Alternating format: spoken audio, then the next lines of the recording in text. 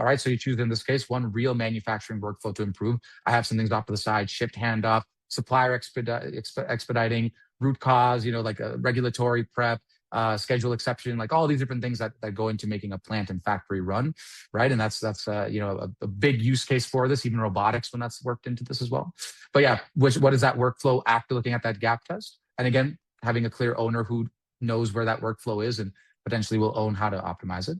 Then a time truth exercise. Okay, so there is a big issue and a perception where AIs are supposed to save time, right? Some amount of time is saved every week on AI. Some amount of time can be saved. All these different companies making big promises. But realistically, where are leaders spending their times with decisions and data?